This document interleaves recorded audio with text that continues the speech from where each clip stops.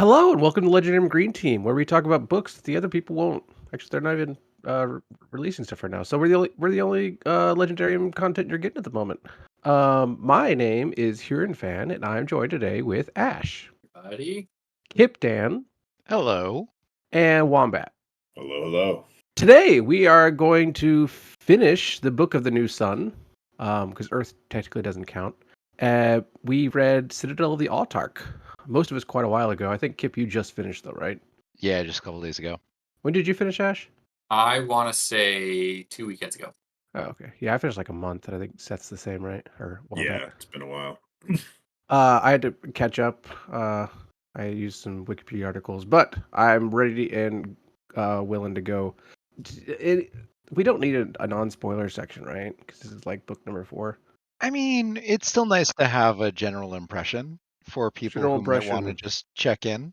Well, let's hear from our new readers first. Let's start with Wombat.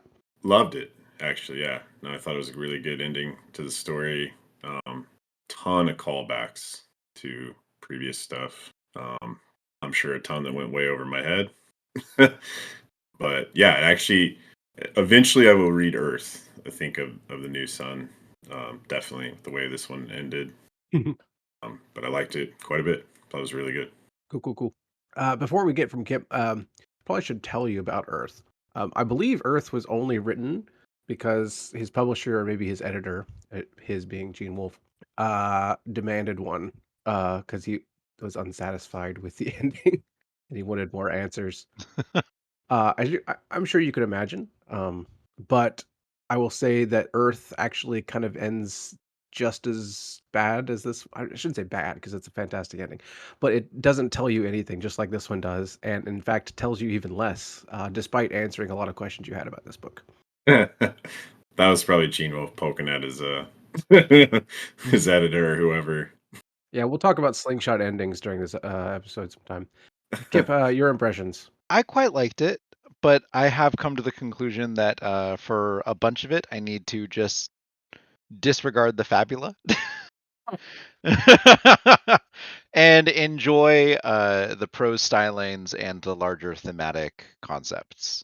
What do you mean by you need to disregard the fabula? Sometimes the elements that are appearing on the face of the novel, the plot and the just the events of the story, are not the important parts of what's on the page. Yeah, that's fair. The stories within the stories got to you this time, eh? Hey, I really liked them this time. Yeah? This time I was like, oh, okay, I'm here for this. I do think that they're the best stories within the story. And best What about the play? integrated. Oh, sorry, the play count. Yeah, the play's best. Yes. I don't know about the play, but I need to go back and reread the play. Same. How many stories within stories is this are in the whole Book of the New Sun? Oh, a lot. Dozens. Yeah, a lot. More, like hundreds, possibly. At least. Well, okay, explicitly, because like we know Wolf is always playing with these, myths and myths changing and taking, these different narrative elements from here and there and making. Like, are we counting Severian's hypotheticals that he's constantly floating? No, and like we're not his counting mixed those. metaphors as potentially other stories? I was thinking of counting stuff from the Brown Book, talking about the play, talking about the stories that Severian tells of the Severian. I'd say at least a dozen. At least a dozen. Severian tells about like the history of the guild and whatnot. Oh yeah, oof. That's iffy, right? Yeah. Or stories Severian is telling from previously in his own life. Well, needless to say, there's lots. Ash, do you want to give impressions, even though this is your second time? Yeah, second time. Yeah, I love it. The first time, this is the book that really sold me on the Book of the New Sun as a whole. The ending really ties things together, and I think provides a deeper meaning to the whole construct. And it was fun seeing Severian get led there this time from the perspective of a reread. Yeah, I think that up to about 50% in the book or something like that, I think it's probably the weakest. And then after that, I rate it among the highest of what I've read in the Book of the New Sun.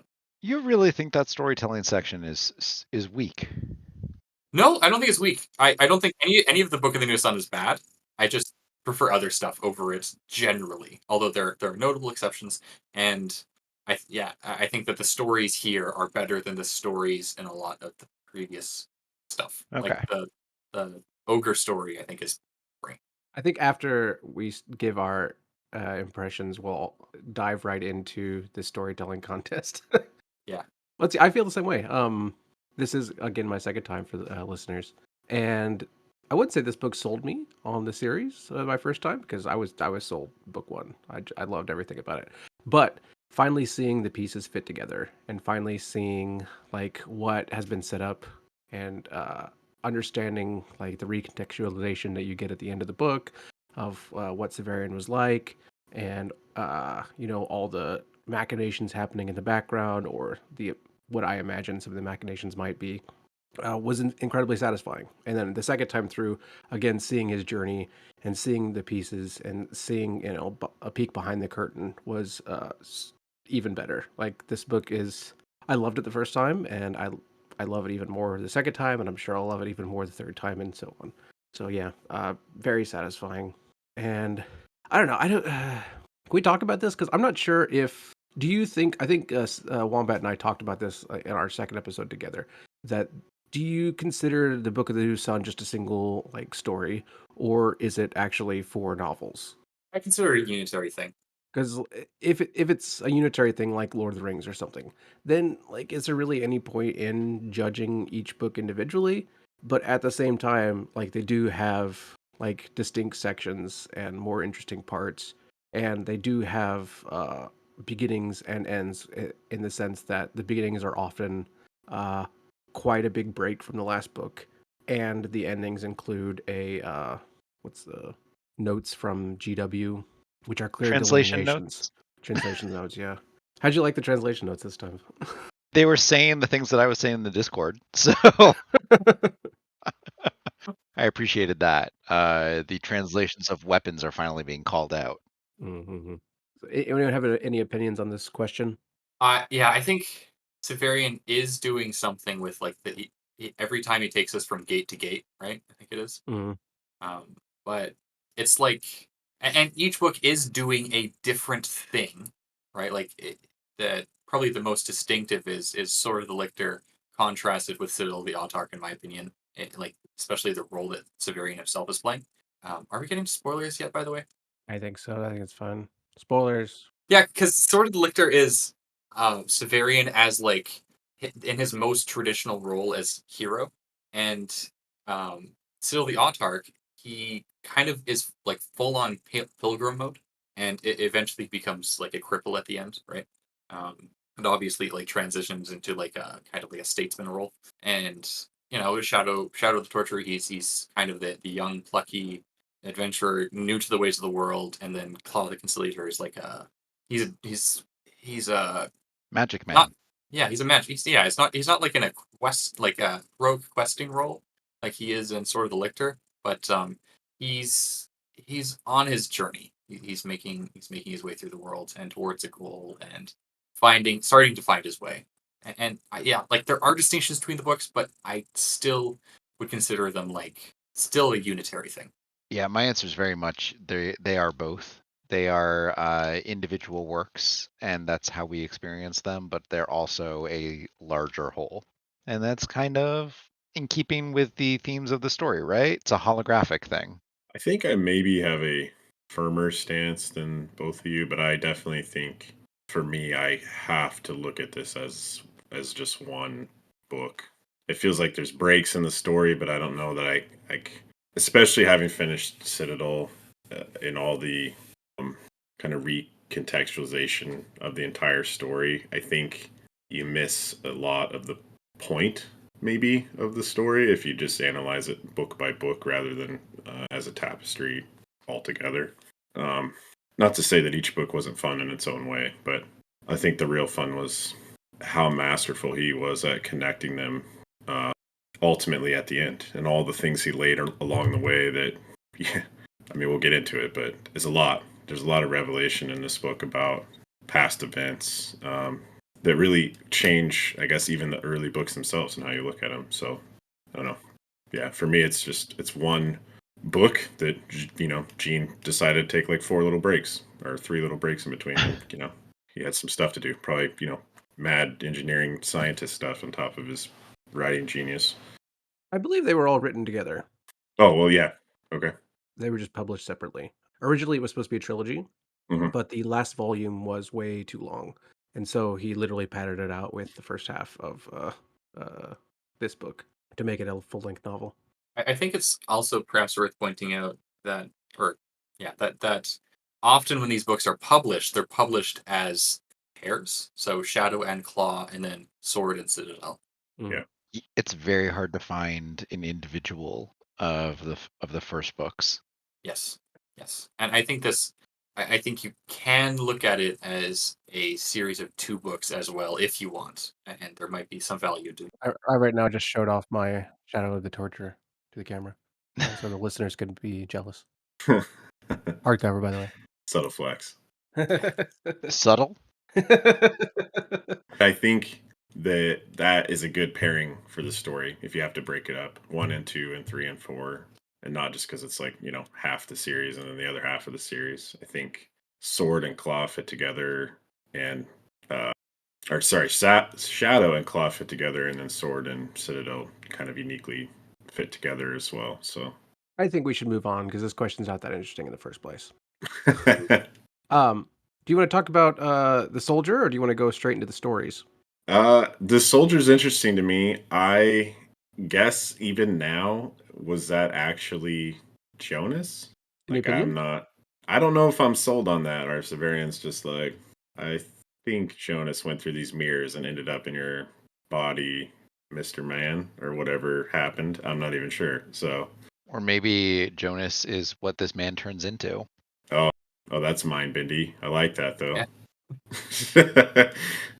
He was pretty adamant about not being Jonas, though. Well, he seemed to be, and then eventually stopped talking about it. I think, like they say in the story, you could be 2 people, you could be 3 people, you could be 100 people. I think Severian called Jonas when he needed him most, and Jonas's human half, or I don't know, even like the amalgamation of both the robot half and human half of Jonas, kind of found their soul into the dead soldier, and so it's kind of like half dead soldier, half Jonas slash half Jonas robot. That's just the way I think. Plus, uh, you would only catch us on a reread, but in uh, the Claw of the Conciliator, there's actually a scene inside the waiting room inside the House House Absolute. Absolute, where Jonas is sitting up, and Severian describes him like a soldier leaning against the back of a tree, like word for word. Oh jeez. Okay. Yep. Oh I'm man. going to notice that on a reread. Yeah, I highlighted them like, oh my god. That's why I think so. That's interesting. It's possible Severian's noticing patterns in the world that aren't actually there. I think it's a very plausible reading of the text. Or maybe just once you start to know enough people, eventually everyone becomes certain archetypes, certain sets, certain patterns. Some people just have that kind of face, and you know what. How very postmodern of Gene Wolfe to give us so many possible interpretations. I don't know if I would say the postmodern, but Well, let's see. We got an unreliable narrator.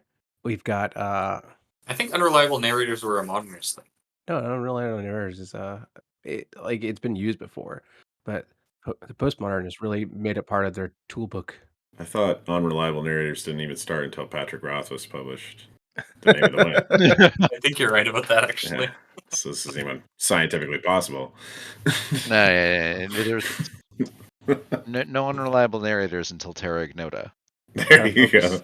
On not just esoteric, but almost a focus on the inability to understand certain things and the shifting meaning of language, or just shifting meanings.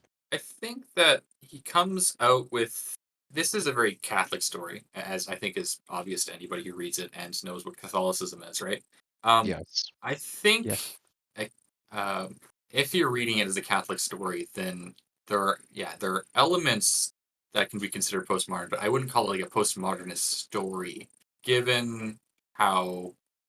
I mean, if you want to read it as Severian is deluded, then yes, I think that you could apply a postmodernist lens to it. If you want to read it as Severian experiences genuine revelation, then I don't think it can be postmodernist. I don't think they're mutually exclusive. I'm just Let's not furiously let's not Googling. let's not fall into a postmodernism debate, though. Yeah, I'm furiously Googling postmodernism as we speak. We're not really told what Severian's revelations are exactly, though. There's still such a high degree of interpretation and doubt. And there are at some points, like at one point near the end of the story, when he finds that the whole world is holy, and he gets like a Buddha like eye-opening experience, and he takes off his shoes so that he's not walking on holy ground, but everything is holy, and so the shoes should be holy too. And Yeah, he sounds like he just took like Molly or something. Molly? Sorry, everything Farseer had- reference. But everything had approached and even touched the pen creator, because everything had dropped from his hand. Everything was a relic. All the world was a relic. I drew off my boots that had traveled with me so far and threw them into the waves, that I might not walk shod on holy ground. I really like that section of the book, and I think it's a totally coherent reading of what has happened to him so far. Like, his life really does seem to have been divinely ordained, and this is why he's making so many references to Father Unire and how reality is kind of fractal all the way down. You see the same patterns repeated everywhere, and like he has finally arrived at like a place of true faith, in both himself and just like reality. is it divinely providenced, or is it alien providenced, Or is it Severian providence? or are they the same? Because there's the first Severian and possibly many other Severians that have conspired I to don't make want to this get into the body first horror. Severian thing. No, Severian talks about it here. Severian talks about it, and it just made me like very confused. Yeah, like there's the theory that the first Severian or a previous Severian has conspired to give him Triscope, so that Yeah, I've heard those it's theories. something that has changed nothing, but at the Like same all time, of this has already happened at the same time, and then like maybe that Severian actually became Vodalus's like inheritor, but he still achieved divine status, and he went through the corridors of time to help change his smaller self's lives in smaller ways. I don't know. does this not seem like something our Severian would do? Yeah, but I the mean, he only seemed to gain a purpose near the end. Hmm. He was on a journey and didn't know what the journey was. Yep. Yeah, and in many ways, he was given the purpose at the end by But he was setting things right by going through time to different people and places, even if he wasn't necessarily aware of it. So yes, maybe he would do it to himself. And I think he would be unable to avoid it. maybe Little Severian is just a little him, but in a different, like, I don't know, time bubble. Maybe little Severian was a shadow being projected from corridors of time far in the future. Yeah, that could. Maybe it was an imaginary being, like the what did they call them? Aquastors? yeah, the same thing that Malrubius and Triskill were. Yeah, Oh, the beings composed of imagination. and high technology. I mean, I assume one needs high technology to make something out of imagination purely. Oh, just you wait. You'll get some more of those on Earth. And isn't it funny how Malrubius tells Severian, "Okay, I'm going to let you down now, and you're going to have a revelation," and then Severian just goes and does it. It's like not like a second thought about like how this kind of seems fishy. Oh, he just fully buys it. I mean, at this point in the story, you kind of have to buy it. Like, that's also something that I love about the end of the book. Is, I mean, yeah, you could go back and you can nitpick little details of where Seraphim was slightly off, and you might be lying, and details might be wrong. At the same time, you're like, well, like this is kind of the thing where you have to accept it, or you just reject everything that happened, right? And it's not guaranteed that this copy of the Book of the New Sun is stitched from the same original narrative from Severian, right? Because the conceit is that Gene Wolfe has found this as a future historian, and it is a translation of one of Severian's accounts. But as with many things in history, maybe he's pulling from multiple sources for this account. Much like a lot of the stories inside the Book of the New Sun. Yeah, Oh god, I had a point. just keep talking and maybe it'll find you. Oh, this was one of the this might have been the first book where I knew that the point of view character could not die, and it did Yeah. not reduce my interest in the book at all. So, yeah, so, like this entire journey is revealed. Severian was in no danger the entire time. He just self resurrects if he dies. Yeah. And usually I find that an incredibly boring power for a protagonist to have. But in this one, love it. Did the revelation that Severian is actually thousands of people make you think about the journey until now and how he's colored it through his writing? Nah, because I always assumed it. Oh, okay. I did not. I mean, when that revelation happened, I was like, ah, of course. Of But course. it was definitely not something that I had anticipated. Yeah, no, I thought that there were already thousands of Severians living inside his skull every time that he remembered something so discreetly and clearly. And therefore, to find out that there were hundreds of other people, really not a shock to me. I do think it adds something to like if you have the memory of like 1,000 lives, you know, we have so many like little parts of our lives that might seem similar. So I was thinking about and just the sheer amount of memories you would have to cycle through to remember something enough to put it to page. Like, what is that doing to his psyche? You know, like, is he all there? You know, like in the way that we would think someone else would be. That's just, you know, I mean, not to dive too deep into my life, but like I can barely manage the one personality I have, right? Like, you know. Yeah, I had to just kind of get over the idea that memories are chemicals in the brain. Yeah. Yes. I think it I'm gonna- takes a lot out of the argument though that Severian's like he makes a big deal throughout the entire narrative about his memory, his memory, his memory. And a lot of people try and put like a nefarious twist to that, like he's, you know, self-aggrandizing or, you know, trying to act some type of way, but you know, when you really are juggling as much mental stuff as he is, like I think little inconsistencies are probably not only expected but inevitable. Yeah, I think that, you know, like sometimes there are inconsistencies with how he relates his story with Thecla, for example. I Mhm. I I fully buy the idea that maybe some of this is the fact that he and Thecla are remembering things differently, and he's like literally in conflict with himself. I think she's the strongest personality in him, besides like the Severian, right? Yes. Yeah. And like he resurrected her within himself in a way, and Yeah, and I think this is a real phenomenon that happens to people in their everyday life where you have two people, we'll say Lady Wombat and myself, right? Like in a room and something happens and the very different ways we perceive and understand what could be like any kind of situation. And so if I literally had her in my brain, it would be, and we see this a lot. I think this is really backed up by the story itself. It's hard to know where Severian ends and Thecla begins a lot in the story, and that only gets more muddled Yep. as more revelations happen. You know, so I think anyway, I really agree with you, Ash. There, like it's, you know, let me throw out an idea, and I want to hear your opinions. What if Severian didn't have perfect memory until he ingested the Alzabo analeptic at the end with the Autarch, and through this trauma of taking all these people in, he actually at that moment remembered everything that happened in his life and happened in the lives of the people that he ingested, and that is why he. I think a couple times in the story he talks about remembering things and remembering things and then remembering things differently.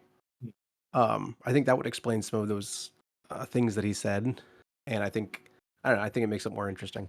I think his memory is established as at least always being very good because he's Master Melruby's his favorite pupil, right? And he tends to Exactly. remember unless he's not paying attention.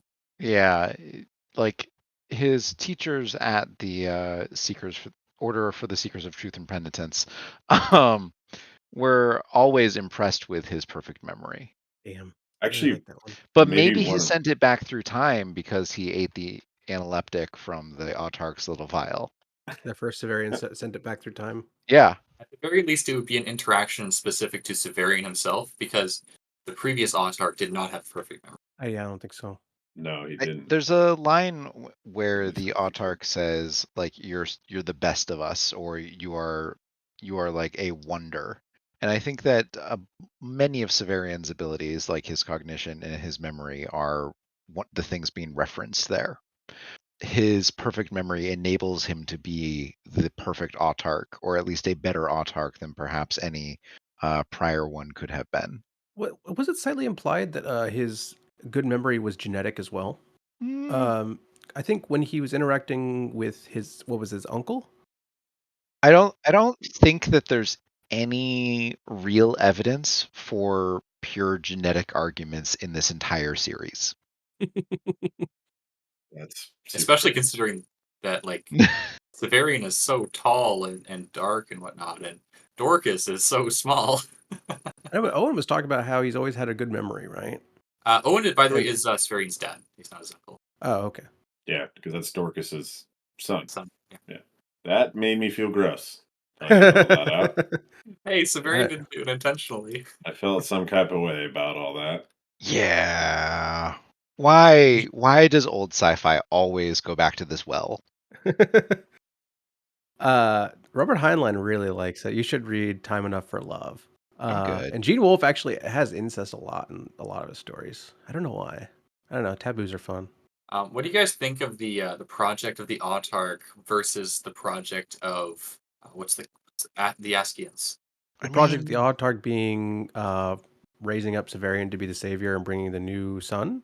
No, as in, the Autarch is telling Severian, okay, these are the problems we have found with governing people, and they seem to be insurmountable. Oh, The in Askians terms of government. are trying to accomplish fixing this problem by just making everybody the same.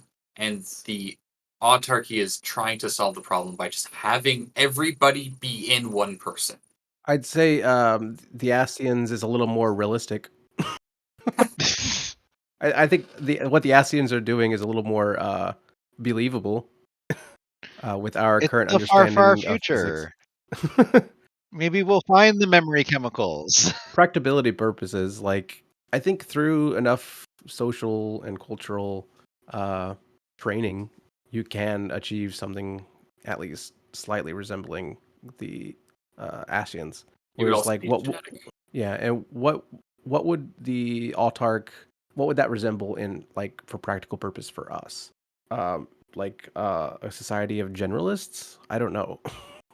I think maybe where he's going with that is if you have the lived experience and perspective of thousands of people, maybe your ability to empathize is very high.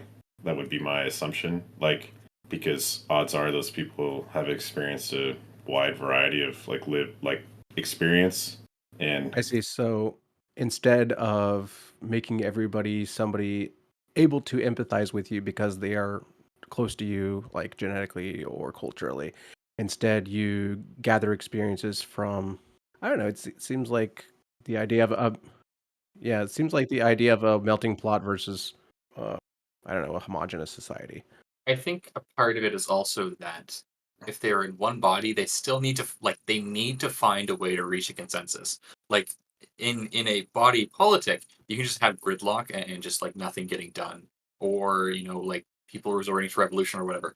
But I mean, in this case, this is just still one unitary body that needs to function in the world, and they have to figure out a way to solve those problems and just operate. Um, which is not necessarily the case for a country or whatnot. I don't think either are ideal solutions. no. But it's not like there is an ideal solution. So I find the Ashians very, very interesting, but also kind of scary.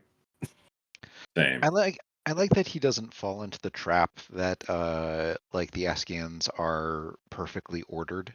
Hmm. And they're like so clearly starving and frantic and frenetic. I like that. I also like that they're Uh, not demonized. Yeah, I don't think I think it's very easy, especially during the Cold War, to paint the Ashians as this exaggeration of what Americans imagine the Soviet communist land. I think I put this in the channels, but it seems to resemble, I think, that planet they went to in the Wrinkle of Time, where everyone's bouncing the balls at the same time, and if you step out of Chemicals. line, yeah. But because he added that section at the beginning, we're given more human identities, and shown that there might actually be pushback against what the government is doing in Ashia by the people inside. It's not clear, and Severian actually doesn't actually make any hard, decisions on those things. But later, when he interacts with the Ashians, they're just people and they're humans, and I don't know, I like that. I like how Gene Wolfe seems to have read 1984 and looked at Orwell's concept of Newspeak and said, Orwell, that's kind of stupid. People are going to find a way to communicate their ideas regardless. And yeah, like to me, like I think it's a great example of like the Ashian project probably is doomed to fail, because you restrict the syntax, people are still going to find a way to convey semantics. Um, that's just how humans seem to work. Like, and sometimes we produce some of our best art when our expression is restricted along some ways. Like haiku is obviously very famous form of poetry built entirely around like giving you extreme restrictions on what you can like how much you can say with them. Armark and Jalad at Talagra. I think it fits too because in a lot of ways the book of the New Sun to me reads as like Gene Wolfe's love letter to language. I feel like anyway, and the powers of it and the implications of it. I'm not sure he writes other types of letters. Yeah, I mean, but it's clear that he is probably to put it lightly, a man in his life who spent a lot of time in the English language and other languages and admired probably the I power believe of those. in order, And oration. Yeah.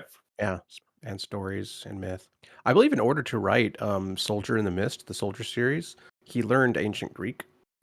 That does not surprise me in the slightest. Not at all. I need to read that series. I hear it's like the opposite of this one, and that the main character forgets everything like every day. Could just watch Memento. Sort of like that. 50 First Dates. Again, I haven't read it. I don't know. But yeah, one of my favorite parts of that story by the Ashian was Severian like trying to interpret what it meant at the end. He's like, does it mean that like the Council of 17 is actually really powerful? Does it mean that they did nothing and that we should like criticize them for it? Is this like uh anti-establishment story? It was great. And to what extent did the woman put her own spin on the story while sensibly Mm. translating at least? Well, that's also something that I loved about it because you get her translation and you get what he says, and you could totally see how it could be translated exactly like that, right?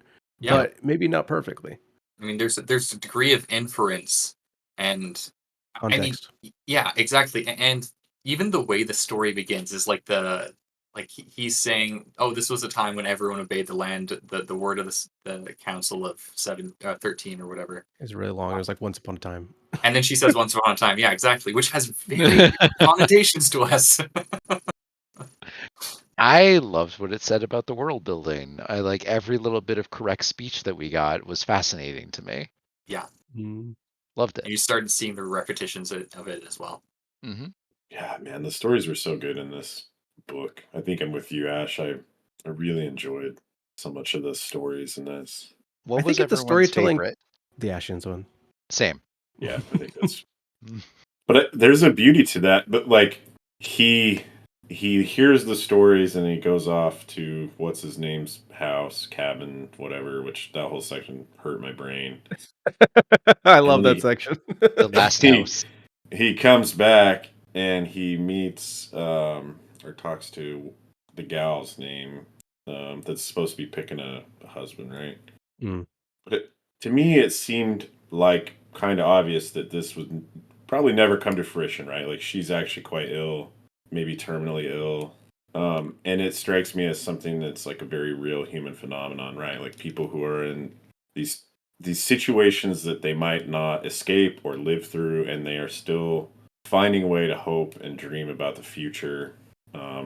So I thought it was like kind of actually like a beautiful sentiment.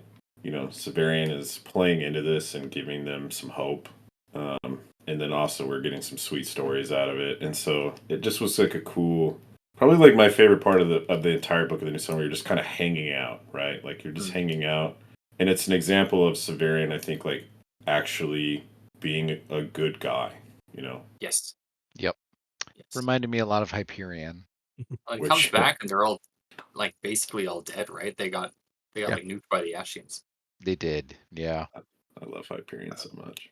I would in other books and other stories where they would just put in like a storytelling contest like that. I'm pretty sure I would complain, but because this part is so good, and because the stories are so good, and because the characters are so well realized, and because it's so interesting, I have no complaints.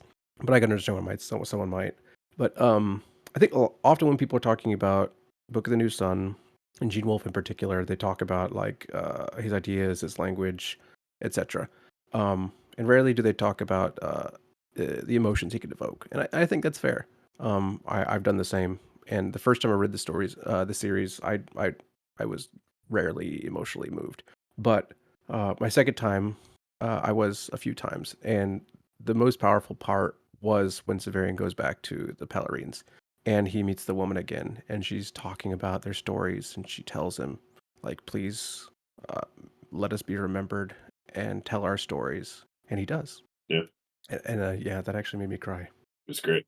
There's a few sections of this book that were really emotionally resonant with me, and one was that whole section, and then when he sits down with Father or Master what's his face Master at the Malrubius? Master Malrubius at the Or end it might have been Master Blayman. Like at the Citadel again? Or at was the it Citadel. Yeah, Okay, yeah. Master Blayman. Playman. Yes. So yeah, I found that scene really touching as well. He's There's like, don't just you know that we have to be good men? It's like, I know, that's why we're not doing it. it, It's interesting how this story, I think it's very Christian, and the idea that it's not the people who are suffering that are actually suffering. It's the people who are invoking the suffering who are doing the real damage to themselves. Um, and I think it's a fair criticism to say that like you're ignoring the suffering that they're causing, but at the same time, there's something quite beautiful and I think true in that.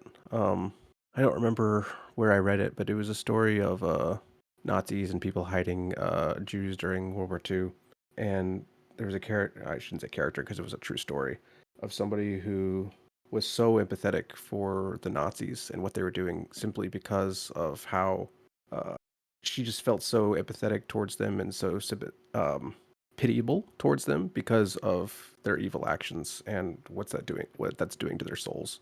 Yeah, I think it's like a legitimately good point when Severian is making his arguments for the necessity of the torturers in Sword of the Lictor.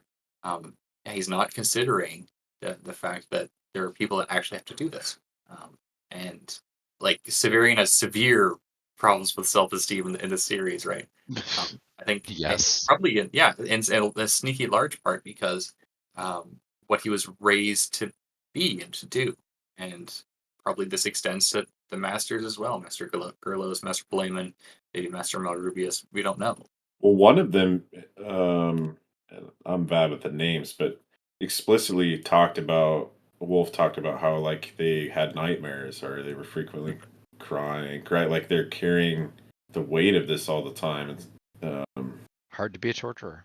Yeah, and so it just keeps in with that theme. I think of there is a cost to violence or evil acts, and I think we don't do a good job, or at least I don't always do a good job of thinking about how that might actually affect the person who has delivered or you know delivered the evil. I But think yeah, it's I mean fair it's though, right? no, it's totally worth considering, and it makes you take a hard look at yourself sometimes. And I think ultimately, at least for me, right, like uh, reach a deeper level of empathy. Right, it's something. It's hard to be able to empathize with both the victim and the perpetrator. Victimizer. Yeah, Yeah. the victimizer, and so, uh, and that's. I just feel like that's something that's brought up a lot in the series as a whole. So That's why you have to break open their skull and scoop out their living forebrain and Eat it. Um, with a and mace. this With a very weird mace. this calls back to the idea that Dorcas was telling Severian in the first book, the idea of pouring out the evil, like there being a set amount of evil and good in the world. And so I guess you could think of it as the torturers were pouring evil into themselves so that the world could be better. And Yep. I guess this is Severian rejecting that idea in the first place because obviously the torturers are still of the world, right? And It was a sign that Dorcas was insane. I think Dorcas sees more to the heart of things than most of the characters in the story. But And even that's deceptive because we grow to rely on her as seeing things as they are, and we just let her grand philosophizing with no basis pass. And we accept it as a credible lens to see the world. And that's fine to accept it as a singular lens, but not to let it color our view of the world so completely. Well put. Yeah. What did you guys think of Aegea's like resolution in this story? How did that land for you? In particular, know Kip, what? because it's your first time. I love Aegea. She's my favorite woman in the series. I have come around Hot to take. Severian's point of view. I also kind of love Aegea and the way that she ended and like overtaking Vodalis. She's like, I "I'll love get it. you someday." I thought it was really funny how it's just because Hathor has a thing for her. That's the only reason she accomplishes anything. But how could you not have a thing for her? She is fire. She is avarice and spite and hatred and Just a bad vendetta. person. She, Femme fatale. but she is spirit. Aegea's great. She's no Jolenta, that's for sure. Poor Sure. Oh, Jolenta. jeez. She would think that quite the insulting comparison. I think the best one in the story is like Valeria, right? What? She's barely in the story. According to Severian at least. I hate Ah, you. yes. He was always the one. No. The Severian in Shadow of the Torturer says Aegea is his most beloved of all of his women. And He said that about so many women. Low bar. Girl, you're the only one for me, he says. only one. But I he think said it's it only about fitting that her, and we know that he's seen through time and all of this. So even though it was the first time that he said, well, not the first time, second time after Thekla, but eventually he grew to be quite distasteful of Thekla. Yeah. By Citadel. It was like she was quick to anger, also seeing her cruelty. familiarity, and her pettiness. Yes. I think it's only fitting that he goes back to the second woman he's ever met, considering the first one became part of himself. The third woman here. Oh yeah, I guess Thea counts as the first. I was counting Valeria, but I guess the fourth woman he ever met. No, Valeria is the second, right? It's Thea I and then mean, he Valeria. meets her first chronologically in the story. Oh, okay. Well, there you go. The first woman he's ever met. Yeah, and she's from the future too, so that's pretty cool. She from the future? I thought she could just travel the corridors of time. She's in the atrium of time. At the point that she's in, the title of Autarch is already very old and outdated. I see. Maybe she can travel the corridors of time. I'm not sure. Maybe the atrium of time is just like an unmoored point in reality, and it goes up and down. She's also all of her brothers and sisters. I'm not sure what that means. No idea. I'm sure there's smart people who have done some real work to decipher Valeria's role in the story, and we just need to find what they have said and then parrot it on the podcast. Much like the play. Yes, much like the play. Although the play is more comprehensible to me. I feel like I finally understand some of the first man stuff, but we'll see. Yeah. And I think that Severian is the first man of a new race of humanity. Could be.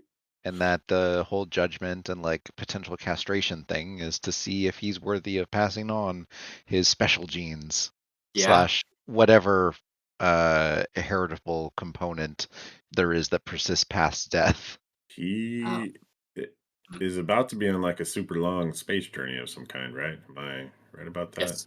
Yeah. Correct. Yes. He You needs have to bring plenty of back the new time sun. to figure it out. Yeah. Well, yeah, this manuscript is the one that he left on Earth, but he's going to be writing another one exactly the same on his journey there. Wonder what that could be. Yeah. Uh, I just want to say that I am torn because I kind of like an ending with some ambiguity and some not this much. hard read between the lines. No, actually, I think this is great. And so part of me is like, I'd love to just end it here and then Mm. have my own headcanon for it and based off, a couple rereads or whatever and see where it goes. But then the other part of me is like, but where does Wolf take it? I absolutely don't want to end it here. I'm like, okay, you just set up so much in this last quarter. We got to keep going. We got to keep turn going. on the Citadel to make them move them closer to the sun. When are these spaceships going to take off? I'm also the guy that thinks like Mistborn should have been just one book. So, I definitely like I think you're right about that, yeah. just cutting off at a certain point and letting us figure it out. But yeah, I mean, it's not Hyperion, right? We don't have like tree ships and stuff, so that part's not as exciting to me. But are you sure we don't? Because we have tree people. That is pretty sweet. Yeah, it might be. Yeah, tree people who can like independently travel through time. Are they spaceships then? Tree people? I think so. Yes. They are our tree ships. If they can travel in that stranger in a strange world kind of right angles to reality way, are they spaceships themselves? Yeah, like the star is my destination kind of jaunting. Yeah. So good. What did you guys make of the fetus Can in I say a one thing jar? first? Yes. All right.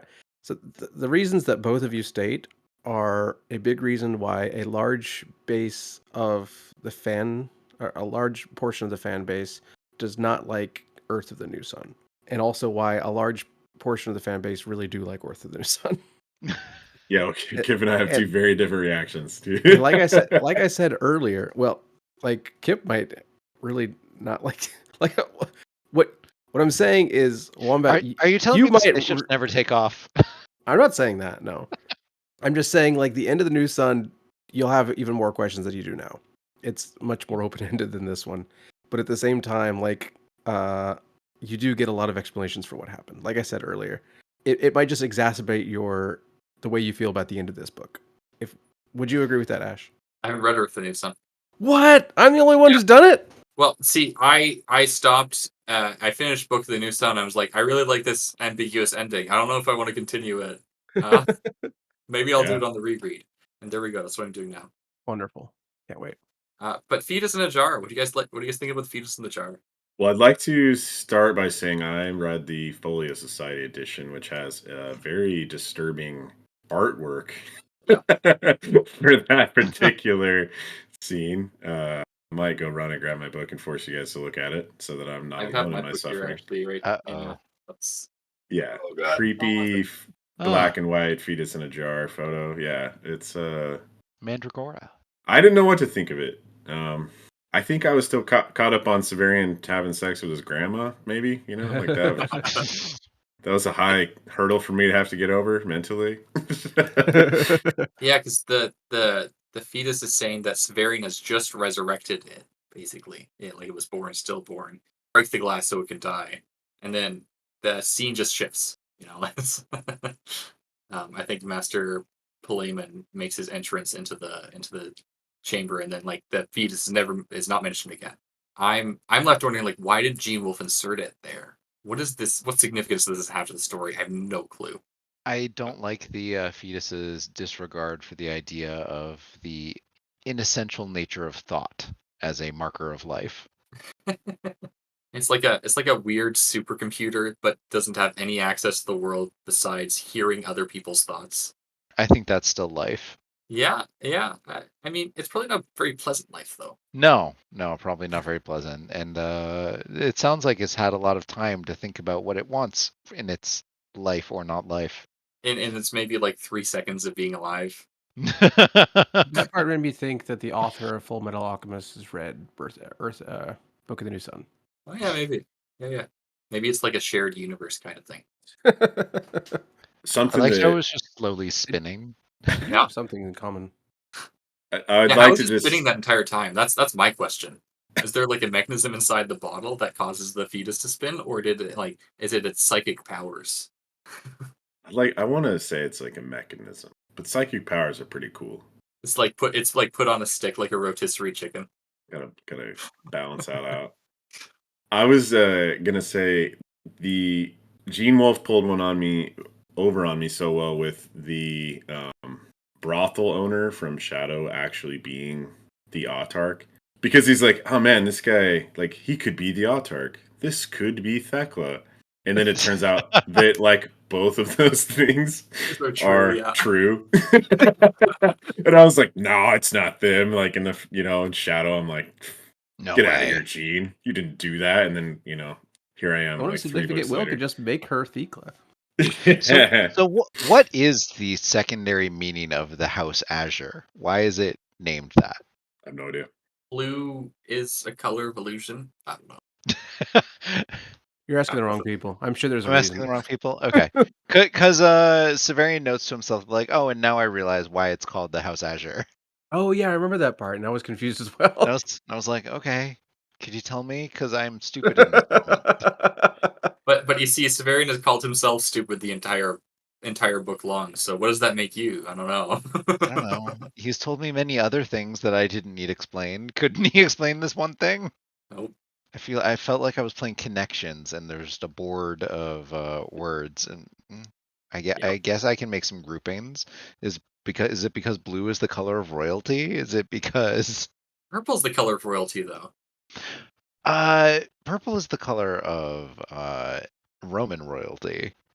Sometimes blue is the color of royalty. Blue and gold is a common royal color scheme, right? Yeah, I don't know. All I know is the Roman one. So and purple's often royal color. It Blue feels like Gene likes blue, right? Because he's always talking about what are those flowers called? Nenephars. Nenuphars. Yeah, those are blue, right? Like a blue water lily type thing.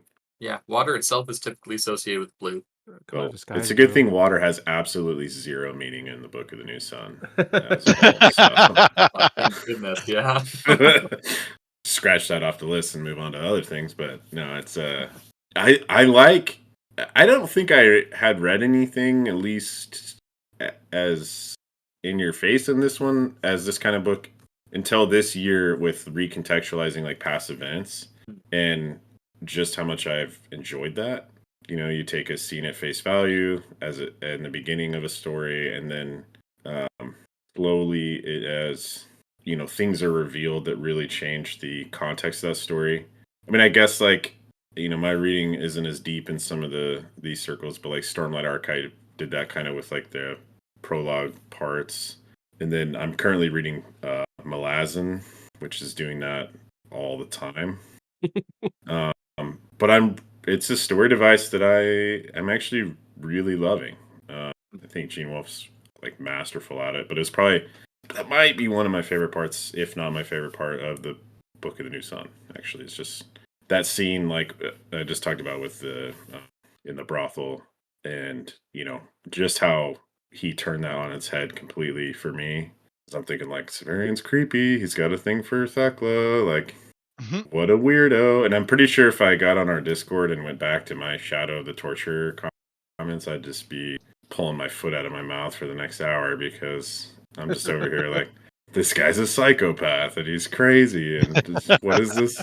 And then he was right the whole time. So What do you guys think of the two revelations in Citadel of the Autarch? The first being Severian's divine revelation that everything has been engineered by the hand of the Pancreator. So everything is holy, everything is sacred. And then accompanying that, the revelation that his entire journey has been known from the start by all these entities. The most important of which are the angelic beings of imagination that claim to be in some way servants of the Pancreator, and also Erebus and Abaya and those entities that are living in the sea and wish to dominate humanity. I thought you were going to ask about the revelation that all of humanity is a shaping ground for themselves by a humanity that is what humanity wishes they were. Yeah, maybe that's the case, right? That's one thing that's very imposits. Maybe they're just another species. Who Are you knows? asking about the free will? Me? Yeah. No, I'm talking like what do you guys think of these revelations? How do they land with you? How do they cause you to recontextualize the story and whatnot? I think quite a few people were dropping hints for a while that they knew who Severian was. Yep. Yeah. Yes. And he's just not always the smartest when it comes to things outside of his guild. And that protected him for a long time, but his journey was about discarding that and learning to exist in the world as something other than a torturer. And when he comes back, he realizes that there were a lot of people who thought of him already as things other than a torturer. He just couldn't see it. I just think it makes you look back on it forces you to look back on his journey and consider, like it's so popular to do in the fandom, all the pieces that fit and all the pieces where you're given clues about this and all the pieces where you think that things might be different if something was made by a different choice. And it just forces you to think about his journey and how things changed and how things could have been different. I love how he literally retraces his steps underneath the Citadel. That was a fantastic little bit of mirroring. Yeah, there's definitely no symbolism there at all. So But I want I like more from the Atrium of Time Yeah. you will get some. I like the part where he goes back to his tomb Yeah. Right. and gets the coin. and gets And the then coin. Dr. Talos gives him the same coin. And Interesting. It was the a coin fake that coin. Vogelus gave him was vote fake. Yes, exactly. This thing Yep. that set the symbol that set him on his entire journey was a fake. How about that? which really adds something to that. Probably one of the more famous quotes in the book, or in the entire book, but it's the symbols quote, like in chapter 1 of, right? We're shaped by their hard defined edges. Yeah. Yeah, there's so much. It's definitely a story that you just want to sit and think about. Like you finish it and you're just like, for days, weeks, months, whatever, right? Like it adds a lot. I can't wait. I don't know that I'll do it. Definitely not this year, but maybe in the next year or two. I'd like a reread of this, just like a slow. It's so good. Yeah, I imagine it's going to be fantastic. I had a lot of fun, just on a first read through. I think if you've listened to the hour and whatever we're recording on book 4, and you don't know this, but I go into this story as blind as you can and just let it wash over you. I thought about getting like Lexicon Earthis and trying to do this like crazy, like in-depth read for my first read, and I'm so glad that I just said, meh, like there's going to be a lot that goes over my head, and I'm just going to have fun with it and whatever. I understand the desire to want to understand a book in its complexity as a whole the first time through, and so maybe you don't have to do it. But especially for this, the first time is just cherish it and enjoy it just enjoy it as like for what it is, a beautiful story, buildings Roman, interesting things happen, cool world building, interesting ideas, beautiful language, interesting characters. The first time. After that, you can go back and then you could dive deep. I think that's the best way to experience, in my opinion. Yeah, it's a super unique reading experience for me. I think a lot of the stuff we read kind of holds our hand. You get into the show, not tell kind of conversation, and Yep.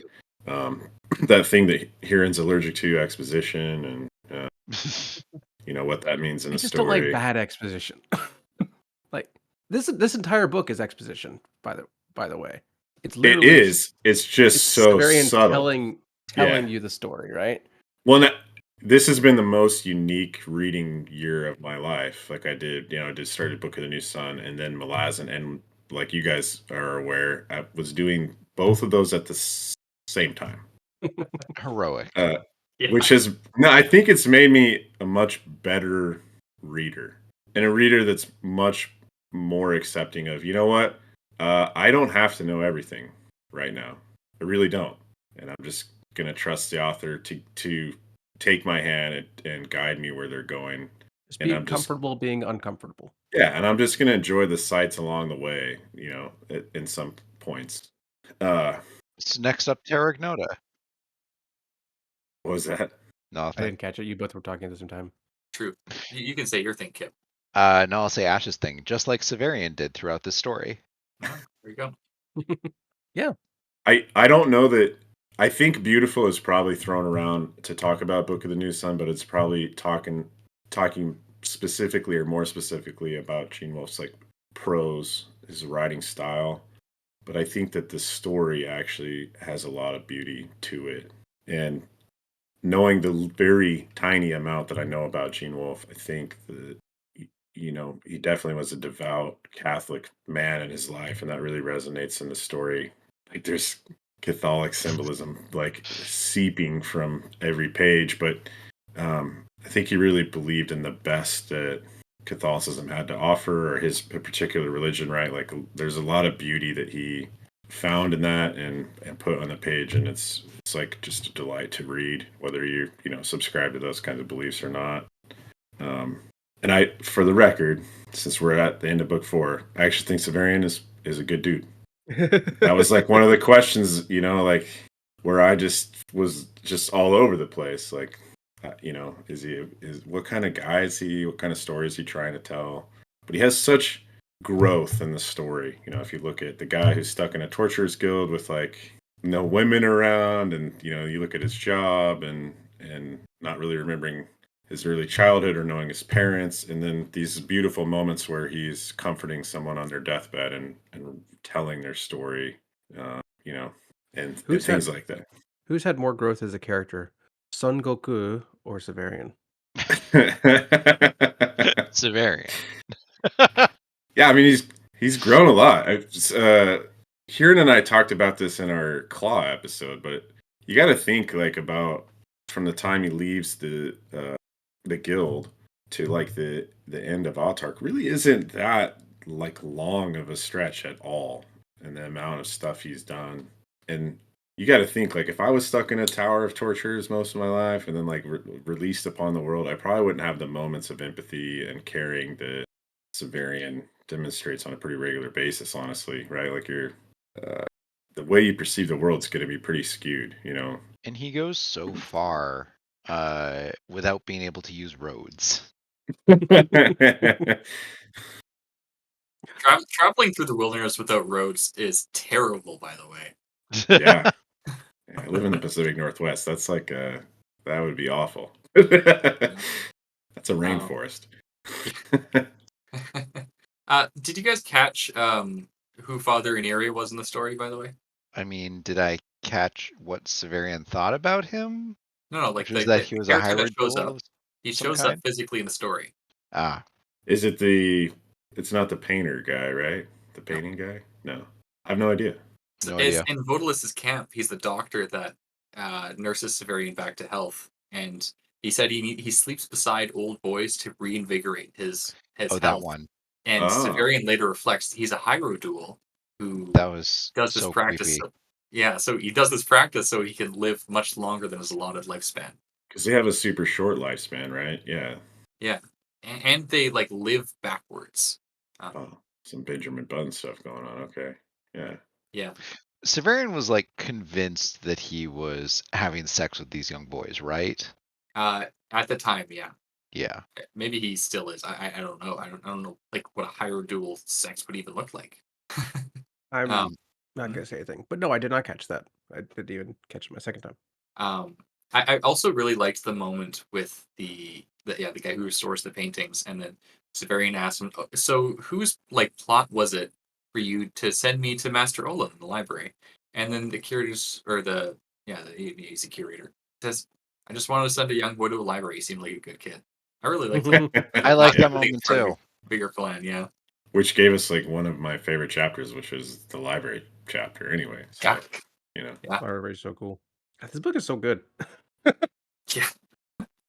Um, Yeah, like it's such a beautiful picture of the world that Severian has ended up painting, I think. And it feels like kind of comforting in a way, you know? Yeah.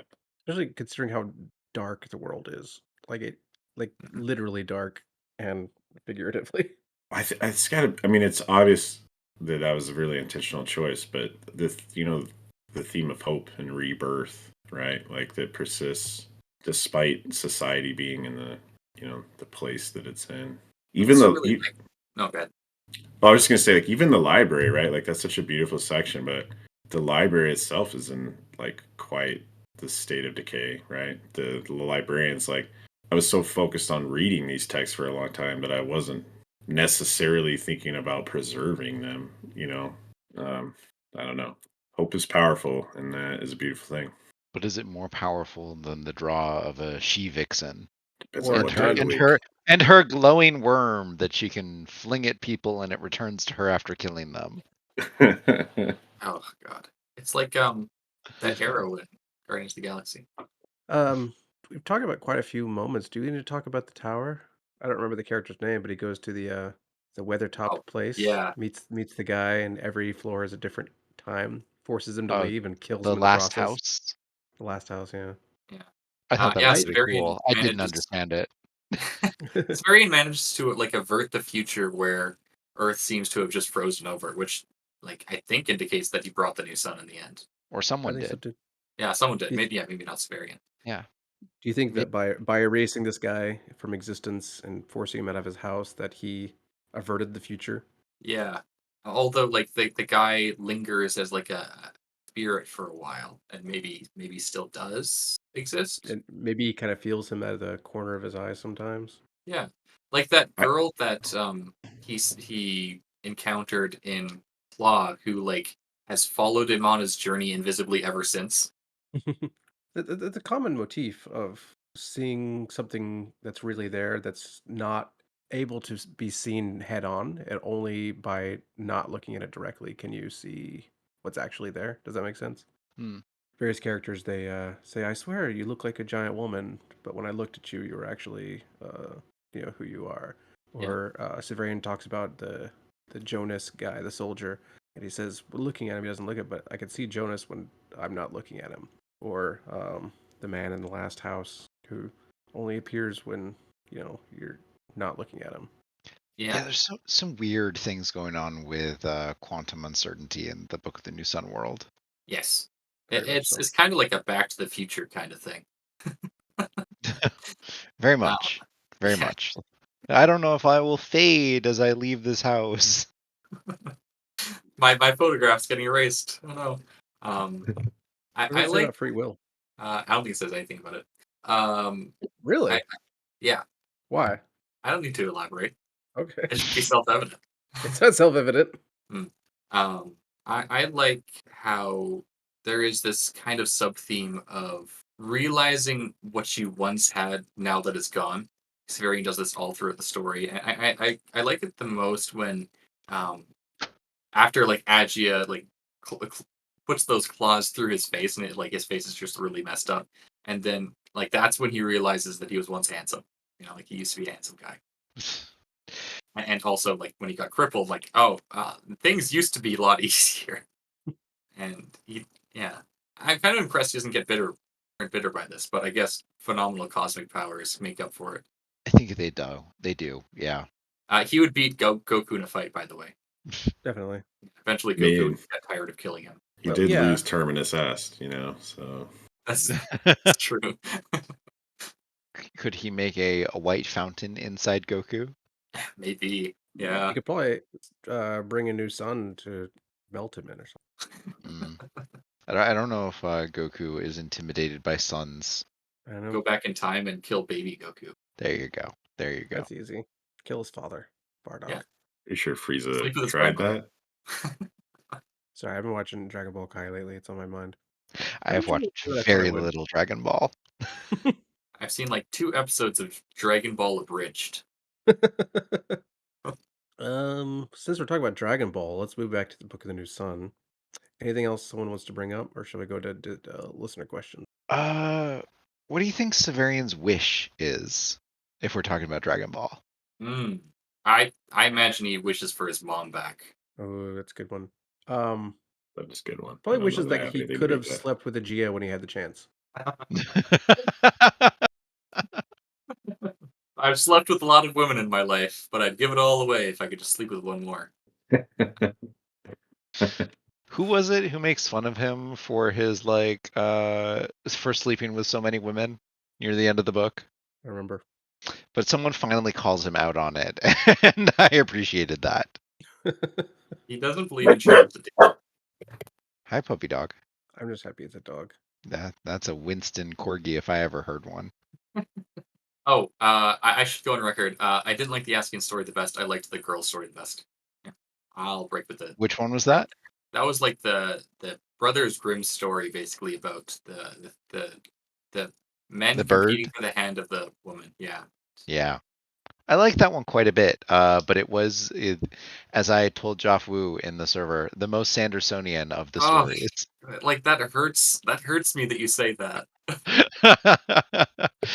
It's all Somewhere. journey before destination. It's just Yeah, that's totally an idea that Sanderson had, and that hasn't existed in storytelling forever. Just like the climax. it just made sense that it was also Joff Wu's favorite. Ashian, her story, the cock story, and then the first story. Yeah, first So story. I guess is the 4, worst, 3, 2, 1. Actually. no, it would be the 3, 4, 2, Askian 1. was Yeah. third. Right, hers was the yeah 3, 4, Hers 2, was fourth. 1. And everyone was like, "Oh my, wait, the woman's gonna put forth a story for her own competition? That can't happen. Maybe Loved no it. man would win." And then the Golden Retriever like, oh, sorry, you are allowed to play with the Golden Retriever on the team. I like the cockiness of the guy who did the cock story. It's like, oh, I didn't tell you my best story. I told you my worst story. So everyone past this is gonna be even better. Well, that's what I liked about the stories too. Is like everyone had like some like not so secret ulterior motive, right? And the first one's like, I'm gonna show off how much wealth I have, like I'm gonna inherit in the future in my family, so that she'll be secure.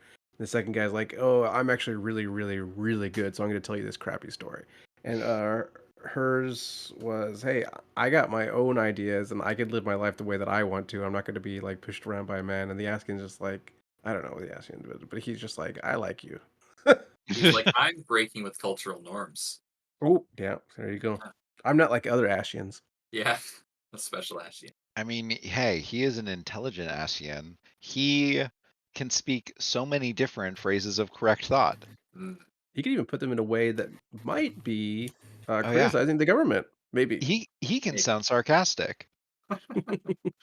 Oh, one of the little moments in the story that I really like, and I just think provides like excellent imagery is when Severian and that troop are saved by like these angels from heaven. Valkyries. Yeah, basically.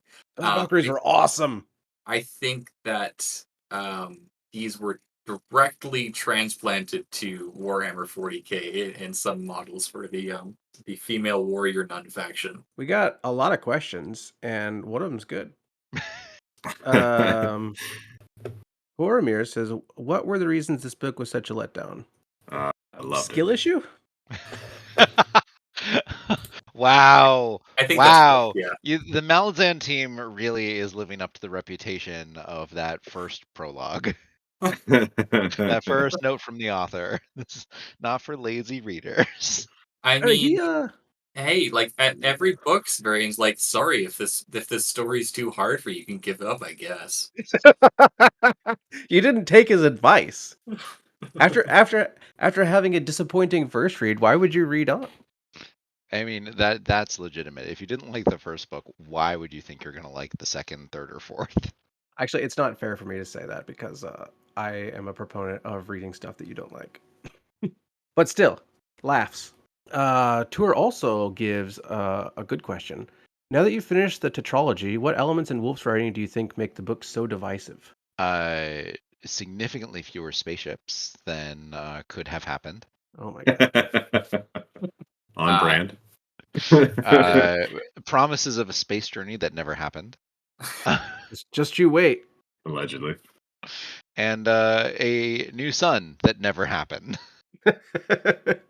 I think those are elements of the story that don't. I don't think that's an element of his writing, though. It'd be like an unfulfilled promise. That's I don't know. I think it's an element of your writing if you title your story New Sun, Book of the New Sun, then the New Sun never shows up. It's the Waiting for Godot of sci-fi series titles. Well, Waiting for Godot, like it's just waiting. It doesn't say Godot comes. Correct. It's worse. He uses archaic words. Obviously, that's Yeah, divisive. yeah, that drives people crazy when they don't understand a lot of the words and they feel like they should. And Especially then it because a lot of them, uses regular words like arrow and means something entirely different than what we think of when we think of arrow. Yep. also a good point. I think It's it's a I think roundabout it's way of telling the story. I think it's The that coupled digressions. with his kind of unique uh, expository style that people aren't used to, maybe in Yeah, a lot of more people modern aren't works. don't like being confused, and you're gonna be confused reading this, which is unfair. um, Something journey before destination. Yeah. um, Also, Severian's just so horny. he's very horny Is Yeah, that a there's a strike lot of against the book? for a I lot of mean, it's a readers. I strike mean, for divisiveness. That's true. Yeah. I mean, he does do some questionable things, which obviously also makes it divisive. But worse than questionable, I'd say. yeah. Let's see. Like kidnapping a man from his time frozen house. hey, he was told to do that. It's just following orders, man. Good soldiers follow I'm orders. just following orders, and I have to break your thumbs, that's just a price I'm willing to pay. I'd say the story resembles meandering. It's not, but people might not like that. It's a pilgrimage. My favorite kind. Yeah. Yeah, It has a lot of ambiguity to it, and a lot of people don't like ambiguity. that's true. Yeah, and also there's a very large lack of specificity regarding any sort of technology involved. Mm-hmm. I'm gonna look up 1-star reviews on. I was gonna make like a Yumi joke for Joff Wu at the end here and something about ambiguity, but I haven't read the book, so There's a point at the end Um, of the story where the narrator, who's just annoying as hell, by the way, talks about how it's important to have sad stories sometimes, and then like doesn't fulfill that in the least. sounds like Yeah. you should just watch Hades Town instead of reading Yumi the Nightmare Rain. don't promise me a sad story and then not deliver. Right? Oh, some people complain that his prose is too flowery. I think his writing's beautiful. Oh yeah, those people don't have taste. I mean, one of the first guy who tells the story says that those who listen soon tire of storytellers' tricks. The best telling is the plainest. So, Gene Wolfe put a story in for those people inside this story. They can just read that subsection and be happy. I'm sure there's some pretty good 1-star reviews out there for this book as a whole, but There's so many. A lot of people are complaining about the characterization. I don't think it's fair, but Uh, I mean, sure, the tertiary characters aren't as fully realized as Severian, for example, but I don't know. I've heard people complain about the female characters, which Yeah. I could see that being a common critique, probably. Yeah. I Or a see Dorothy complaint. says maybe a manic pixie dream girl grandma. shaking Severian out of his midlife crisis. Yeah, being the constantly topless, sexy femme fatale. Well, usually people like femme fatales. Jolenta being the bimbo who trades everything for sexiness and gets raped by the main character. You've seen it 100 times. I mean, some people are going to love the descriptions of clothing, and some people are going to hate them. That's fair. Some people are like traumatized by Robert Jordan. I was gonna say I grew up liking Robert Jordan, so Well, somebody else, Stormer asks, what do you dislike and like about his reading? And I'd say one thing that I do dislike about Gene Wolfe's reading is his. Sometimes I think he does go too much into engineering detail that just I find irritating. Not so much in here because most of especially the mirrors, that's incredibly thematically important. Hey, But at least also he the doesn't territories. measure every room that he enters in cubits. Who are you talking about, by the way? That's Ellie Modesett in his more order. I'm not even going to say in his more order-driven characters in Recluse. Sometimes he just feels like a character needs to measure everything in cubits. Just a bad measurement. I mean, would you prefer rods? Rods? Oh God, no. I don't. I Never also heard of would rods. prefer furlongs. How about spans? Because Gene Spans? Wolfe was a big fan of spans, wasn't he? Oh yeah, I I'm fine do- with spans.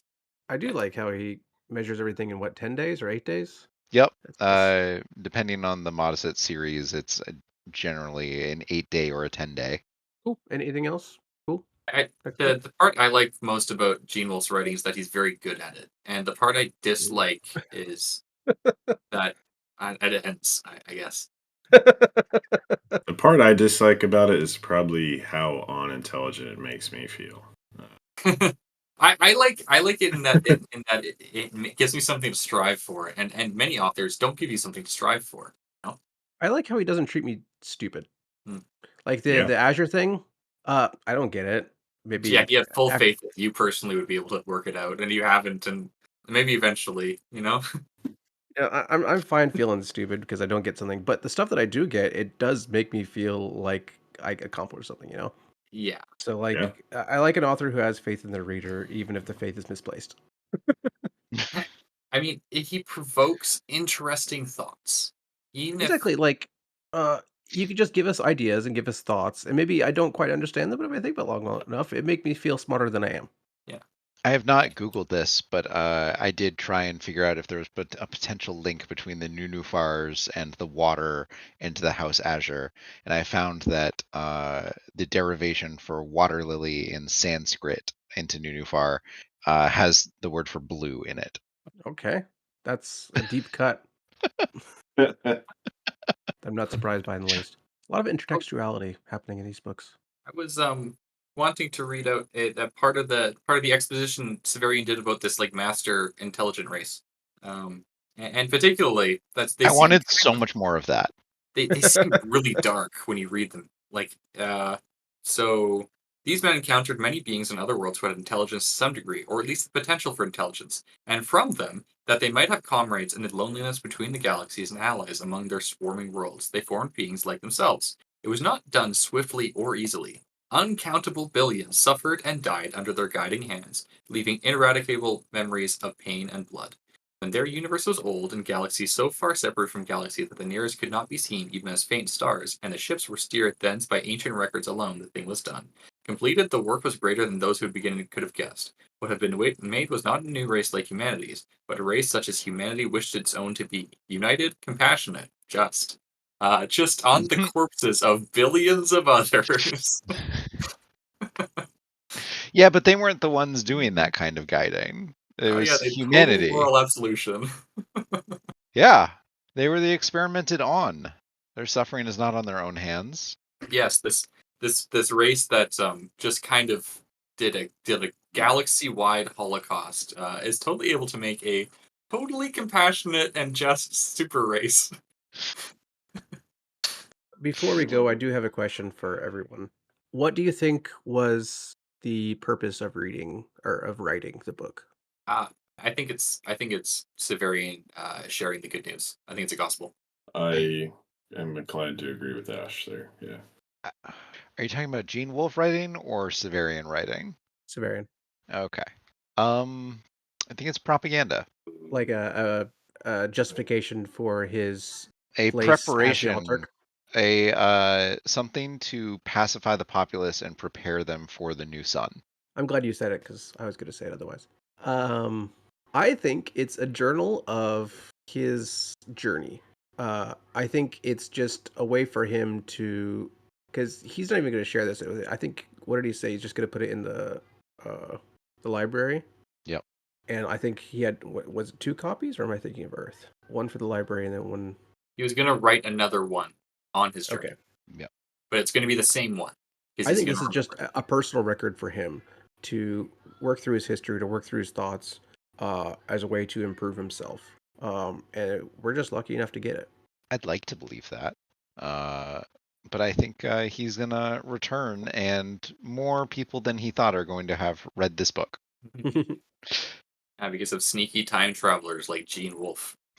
And newer Severian. I don't think I don't think GW is a time traveler. I think he got the book from a portal from the future. So the But book is the time traveler. in one of the translator notes, then Gene Wolfe said that he's surveyed the artifacts from that time, Yeah, because they or like gave them. walked among them. I guess It was a long time ago in a galaxy far, far away. Except for the galaxy was Earth's galaxy. Maybe. Shall we end it here? Yeah. Yeah. Okay. the 1.5 hours or however long we talked is not enough time to cover this book, and No. I hope to do it again someday in the future, maybe in more detail. But that's all you're getting for us today. Stop complaining. Um, we are the Legendarium Green Team. This has been our discussion on Gene Wolfe's Book of the New Sun, more specifically Citadel of the Autarch. Um, find us on legendarium.com and check out our Discord. It's a lot of fun here. I am Hurin Fan, and I am joined with Wombat, Hello and goodbye, everyone. Kyptan, Farewell. and Ash. Thank you for listening, everyone. Thank you. Thanks, Jingle Bunks. Thanks, Greg. Bye. Bye. Bye.